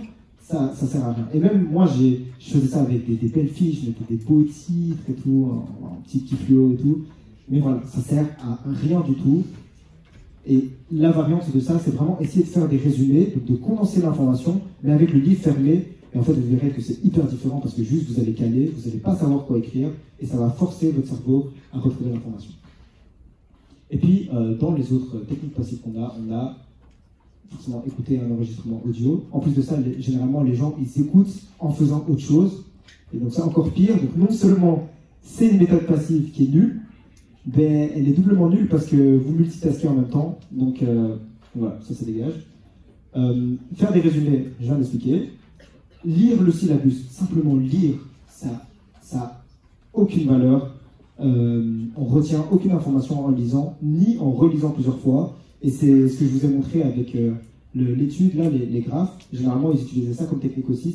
D'ailleurs, lire, je crois que c'est la méthode la plus fréquente utilisée par les étudiants. Donc, ne pas faire ça, s'il vous plaît. Maintenant, vous êtes au courant que lire, ça ne sert à rien. Je veux voir personne lire. Sinon, je viens vous chercher. Hein? Oui, mais bien sûr que oui. Lire une première fois, c'est nécessaire. Vous n'allez pas juste ne pas lire. Mais je veux dire, c'est combiner forcément la lecture avec une méthode passive. Et donc, par exemple, vous pouvez très bien ouvrir votre syllabus, lire les nouvelles données, fermer votre syllabus et puis vous dire, OK, qu'est-ce que j'ai appris là? Ben, je me souviens que dans la loi de Gauss, il disait que B est égal à intégral de peu importe. Mais vous devez faire cet effort actif de vous rappeler l'information, sinon ça sert à rien. Et finalement, j'ai mon dernier conseil, parce qu'on ne va pas rester là trop longtemps, et c'est la répétition espacée. Alors, c'est quoi la répétition espacée? C'est quoi le concept? C'est d'espacer ces sessions d'études pour pouvoir favoriser un apprentissage sur le long terme. Donc là, je vais vous expliquer comment elle fonctionne la mémoire. Mais c'est tout simple. Quand vous apprenez une information, vous venez de l'apprendre, et bien après 48 heures, généralement, on aura tendance à oublier à peu près 80% de l'information. 80, c'est beaucoup. Hein. C'est-à-dire que vous vous rappelez presque plus rien. Mais comment est-ce qu'on peut remédier à ce problème et garder justement cette information dans notre mémoire? C'est simplement, grâce aux méthodes actives, pratiquer les méthodes actives pour se rappeler. Et donc, vous voyez qu'à chaque fois qu'il pratique des méthodes actives, la barre de rétention remonte à 100%. Mais c'est également de l'espacer. Et en fait, ce qu'il remarque, c'est qu'à chaque fois que vous espacez le nombre de fois où vous allez retenir l'information, et bien en fait, la courbe de l'oubli, et bien, la pente va diminuer jusqu'à ce qu'elle reste engravée dans votre mémoire à long terme. Et donc, c'est très important de 1, d'utiliser des méthodes actives pour se rappeler, et de 2, pourquoi est-ce que vous devez attendre un petit peu à chaque fois, avec un intervalle un peu plus grand? Ben, tout simplement, je l'ai expliqué quand je parlais d'effort, si on se reprend ici et qu'on applique, la méthode active, en fait, on n'aura pas oublié assez encore que pour fournir un effort mental, que pour vraiment que l'information reste conçue. Donc c'est l'effort facile, c'est les 2 kg, comme je vous disais. Donc, par exemple, je me Sacha, vous voyez, je me rappelle son prénom parce que je l'ai fait activement. S'il m'avait juste dit son prénom et que je n'avais pas fait l'effort de dire qu'il s'appelle Sacha, j'aurais probablement oublié maintenant. Mais donc vous pouvez bien vous imaginer que si je dis Sacha 1000 fois, ça ne va pas m'aider maintenant à retenir que dans une semaine il s'appelle Sacha. Ce qui va m'aider, c'est une fois que j'aurai un peu oublié comment il s'appelle, et puis que je le reverrai, et que je vais me dire, comment il s'appelle? Sacha. Et une fois que je l'ai, alors là, c'est ancré un peu plus. Et donc ça veut dire que je vais mettre un peu plus de temps à l'oublier, mais je dois réattendre pour retomber à ce point où je suis à un moment prêt à l'oublier, Sacha, etc. Et à ce moment-là, vous verrez que c'est vraiment engravé dans la mémoire à long terme. Super important. Et d'ailleurs, je peux le dire, mais c'est pour ça que généralement, vos amis proches, vous vous rappelez encore de leur nom, que ce soit des amis proches maintenant ou que ce soit des amis proches de longue date.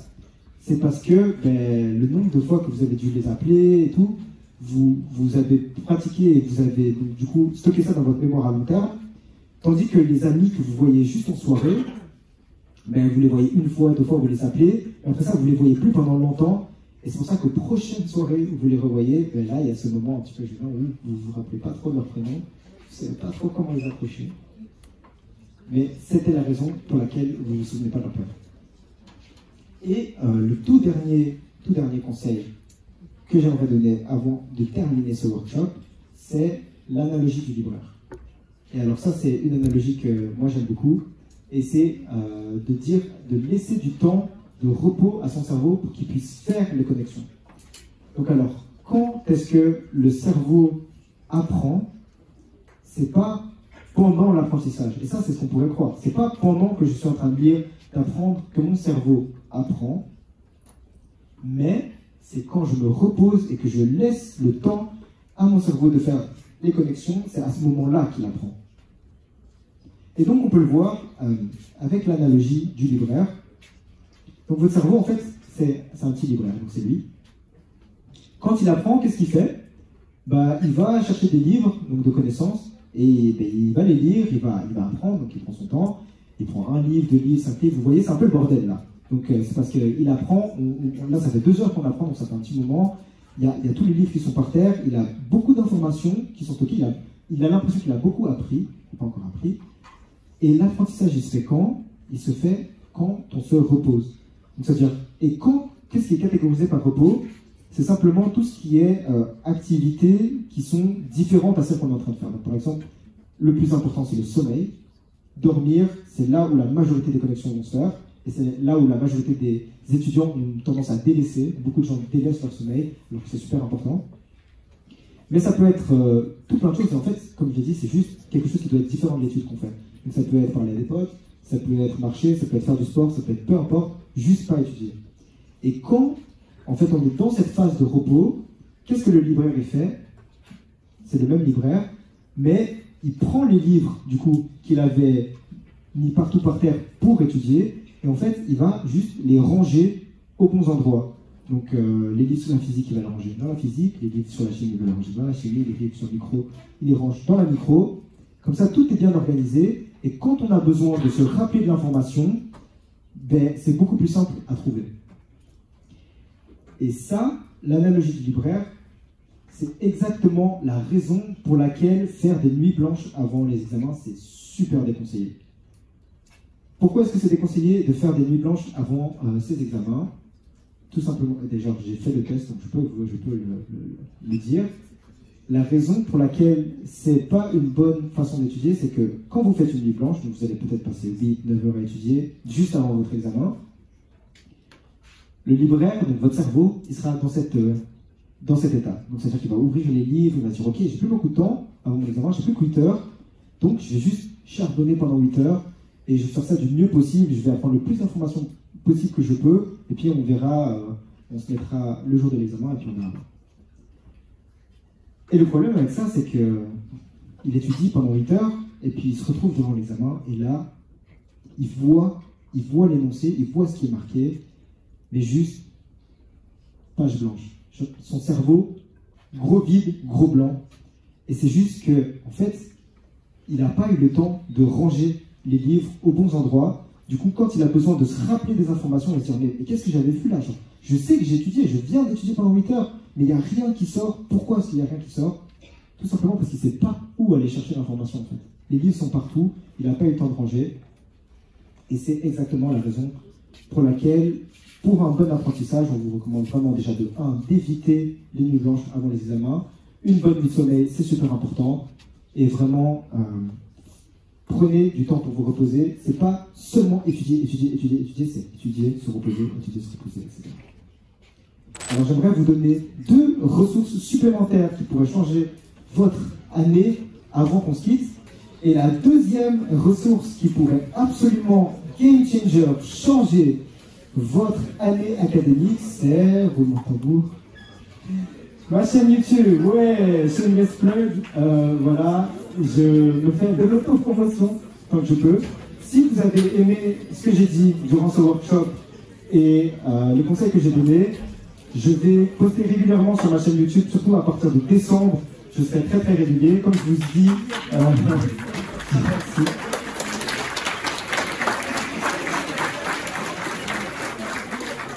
Du coup, je vous laisse ça pendant 10 secondes parce que j'ai un prénom compliqué. Du coup, je vous laisse le regarder, le noter s'il faut. Mais moi, ma passion, c'est vraiment la vidéographie et aider les gens. Et j'ai combiné ça en une chaîne YouTube. Donc, n'hésitez pas à checker ça. Et j'aimerais juste dire un dernier petit mot avant de partir. Et c'est simplement que je sais que c'est pas facile, mais oui, réussir, c'est possible. Maintenant, durant ces 2 heures, vous avez entendu parler de mon parcours académique, mon parcours universitaire. Vous savez que voilà, c'est pas toujours facile. Mais j'espère que maintenant, vous êtes mieux équipés à justement attaquer ces challenges universitaires. Et moi, je vous souhaite vraiment plein de réussite, plein de succès dans vos études. Et merci d'avoir été présent. Ok, j'espère que tu sens maintenant mieux équipé après cette conférence. Je suis pas rentré en détail sur comment j'utilise les to-do list et comment elles ont changé ma vie, mais si jamais ça t'intéresse, je te recommande d'aller voir cette vidéo. Si on se revoit pas, passe une belle journée, sinon on se voit de l'autre côté.